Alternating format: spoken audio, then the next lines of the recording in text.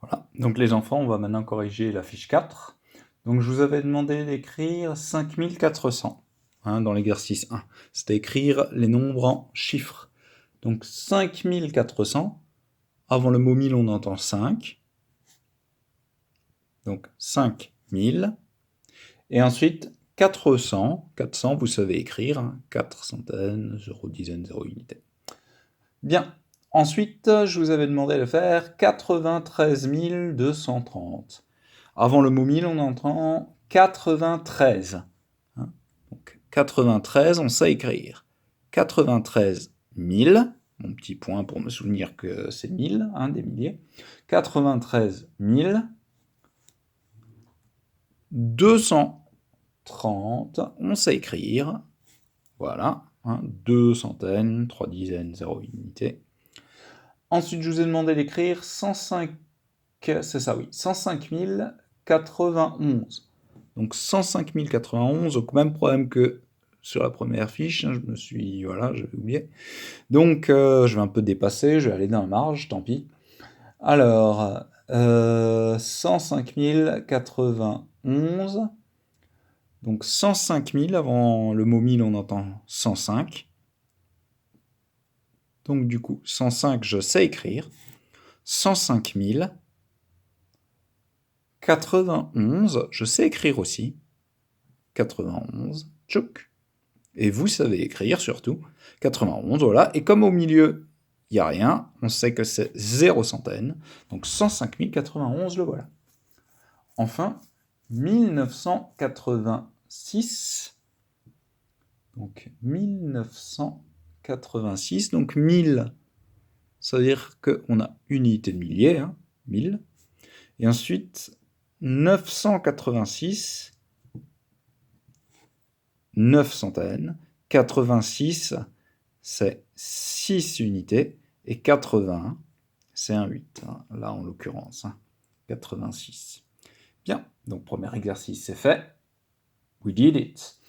Bien, alors ensuite, nous avons quoi alors, des calculs à poser. Alors, nous avions dans les calculs à poser 3083 plus 936 plus 99. Ok. Alors, je trace mon petit trait, vous voyez, toujours très important, et je le trace à la règle, en me servant de ma deuxième main. C'est pourquoi j'ai bougé le téléphone. Donc, 3 plus 6, ça fait 9. 9 plus 9, ça fait 18. Je dois donc mettre une dizaine en retenue là-haut. Alors ensuite, je vais prendre quoi? Bah tiens, j'ai bien envie de prendre... Ah bah voilà, c'est pas mal ça. Si je prends le 8 plus le 1, ça fait 9. 9 plus 9, ça fait 18. Plus encore 3, ça fait 21. Ce qui veut dire que je dois mettre 2 dizaines en haut.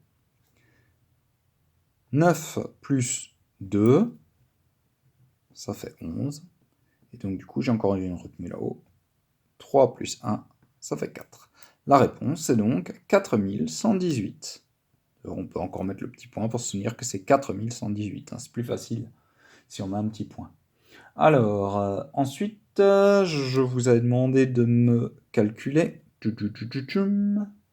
729 moins 349.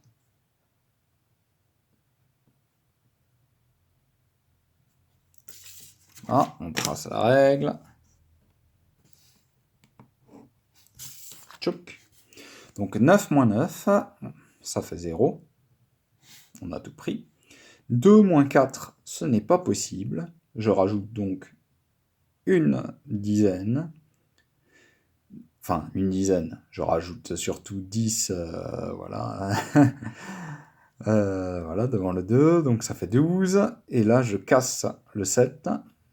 Ça devient donc un 6. 12 moins 4, ça fait 8. 6 moins 3, ça fait 3. si vous vouliez utiliser la technique de vos parents. Donc 729 moins 349.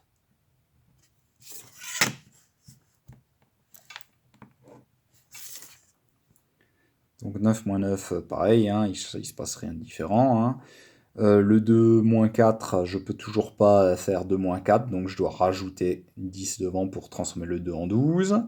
Et donc je vais simplement rajouter plus 1 là en bas. Donc du coup, pour qu'il soit pas jaloux, le nombre du bas. Hein. Et donc 12 moins 4, ça nous fait bien 8. 7 moins 3 plus 1, hein, donc moins 4, ça fait 3. Même réponse, 380. Bien. Pour finir, avec ces calculs posés, je vous ai demandé de faire 129 fois 9. Tchouk, c'est parti, on y va. Voilà. Hop, voilà, c'est tracé. Donc 9 fois 9, Mademoiselle Marouf saurait que ça fait 81. Est-ce que d'autres ont réussi à le savoir aussi vite? Alors, 9 fois 2, ça fait 18. 18 et on rajoute encore 8. Ça fait 26. Ça, c'est Monsieur Dean. Ça doit être Jean qui doit avoir trouvé. Alors, du coup, comme j'ai 26, je mets mon 2 là-haut. Et enfin, une fois le 9, ça fait 9, plus 2, parce qu'on calcule toujours d'abord les multiplications et ensuite les additions. Donc 9 plus 2, c'est égal à 11. La réponse est donc 1161. Et on arrive donc au problème. Alors le problème c'était Myriam reçoit 20 € en pièces de 1 euro. Elle aimerait faire 4 piles de pièces. Combien de pièces y aura-t-il dans chaque pile? Eh bien c'est simple. Hein. Vous pouvez soit faire directement 20 divisé par 4, puisqu'elle veut faire 4 groupes, elle veut partager en 4 tas. Hein. Ou alors vous pouvez faire le petit dessin, hein, donc avec les pièces de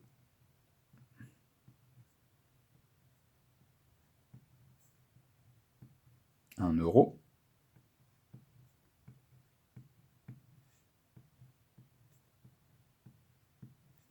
Donc du coup voilà, hein, j'ai 20 pièces.